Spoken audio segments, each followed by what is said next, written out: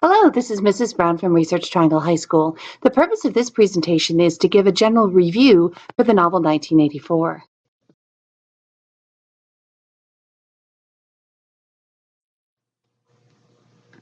Now, the whole novel is divided into these three parts, and all three of these parts of the novel kind of work together, although they also have sort of distinct things that happen within each section.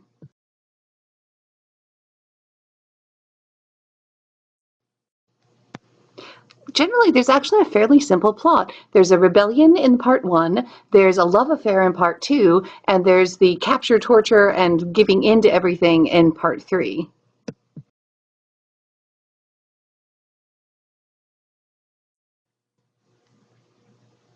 So in part one, George Orwell is creating the world of Winston Smith. He creates this idea of this world of 1984, this totalitarian government where the ruling party controls absolutely everything about a person's life, even down to their thoughts and their emotions.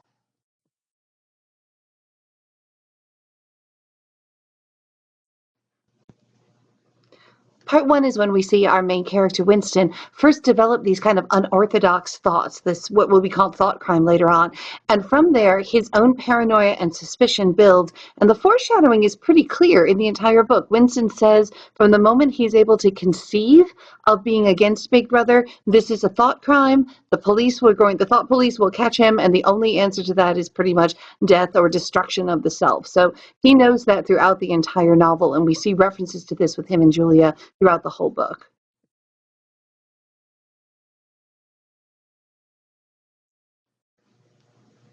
Now, as rebellions go, Winston seems pretty simple. I mean, all he does is write in a book. But if you think about it, writing is a rebellion in this society. First of all, it's individual. It's something one person does and puts down in this world that really values corporate activities.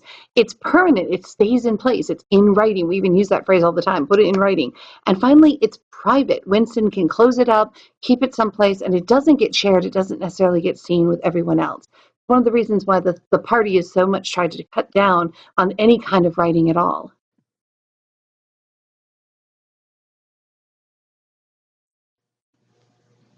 So part two is this unexpected love affair that comes up with this woman who is younger, this woman that he thought was actually spying on him, but becomes someone that he can share his private emotions with. He didn't realize that there was anyone else out there. We often use the term soulmate, and Winston literally is trying to find someone who is thinking the way he's thinking as we see this affair develop over part two.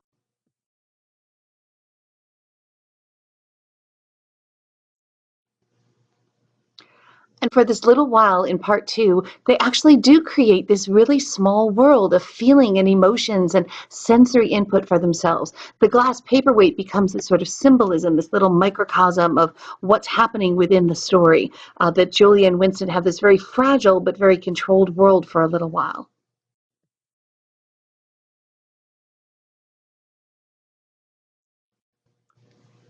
So where part one was set up where the government controlling everything all the time and showing all the deprivations, part two is on the sensory and the temporary, these little things that you can't hold on to.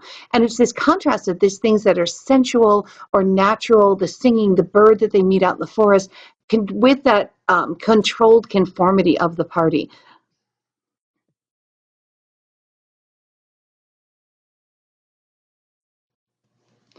And then towards the end of book two, we have this plot device where Winston gets his hands on Goldstein's book. And this is really George Orwell trying to codify this political philosophy of control and really details the way that a government could control people through fear, through language, by very much just even shortening the language they can use will control their ability to even think rebellious thoughts, through their perceptions of what's happening in the world, and finally through actually controlling history. We've heard it said that history is written by the winners. In this case, the winners are actually rewriting the history. So there's all of these mechanisms that are put in place from a political point of view that are helping to keep the people in line. And that's all about what Winston is reading in Goldstein's book.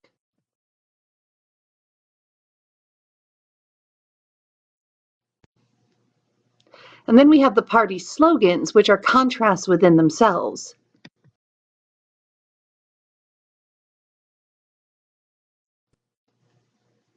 And by the time we get to book 3, all of these things that have been foreshadowed actually come to play. And this is where we get into Winston's punishment. It's really the re-education of Winston Smith, this combination of both punishing him and brainwashing him to break him down utterly. O'Brien comes in and uses all the forces of fear and deprivation and eventually turns his worst fear against his best love.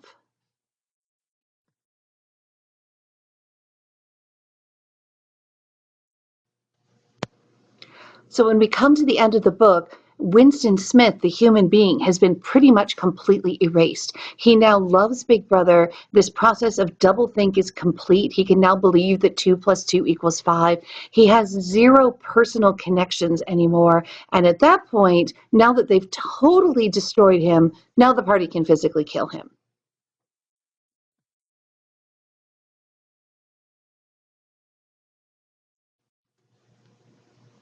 Now, throughout the whole novel, there's a number of symbols that play an important role and sometimes help with the foreshadowing as well. We have the writing in Winston's diary, the thrush, which is again this symbol of the natural world, and it just sings for no particular purpose. This golden country that Winston's always dreaming of, and where Julia sort of leads him, and it seems like it's golden when they go out into the countryside. This constant reference to the place where there is no darkness, which becomes sort of a code phrase that he uses with O'Brien. And of course, Winston originally thinks that this is going to be something wonderful. It's the idea of no darkness is in no evil, but it literally turns out to be the ministry of truth, where there is this the ministry of love, where there's this complete punishment, and there's no darkness because the lights are constantly on. There is no sense of night and day anymore, and you're always under these lights. There's the nursery rhyme that they can't ever quite remember the ending to, and that Charrington finally comes in with, and it ends with this idea of here comes the chopper to chop off your head. And then the glass paperweight itself, as I mentioned earlier, becomes a symbol of the old world, the idea that it's coral, that it's organic, but also this little fragile world that Julie and Winston try to create for themselves within this larger spot of Oceania.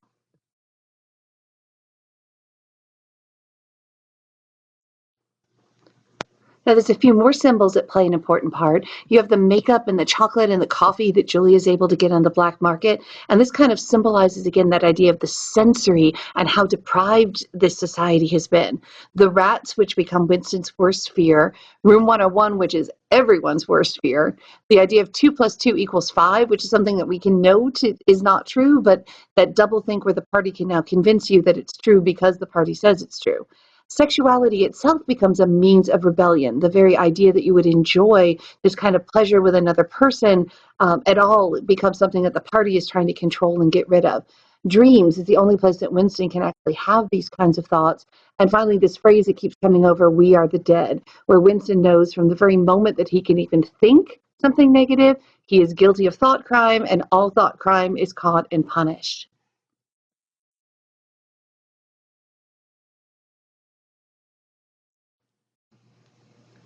So, what are these final warnings for 1984? What is it that George Orwell really wants to tell us? Well, the first is this idea of beware of conformity. Anytime that you're being told that you have to do these things, everyone has to do them all exactly the same way, that the government's trying to make the same thing apply to absolutely everyone, is a sign that maybe you need to watch out for that.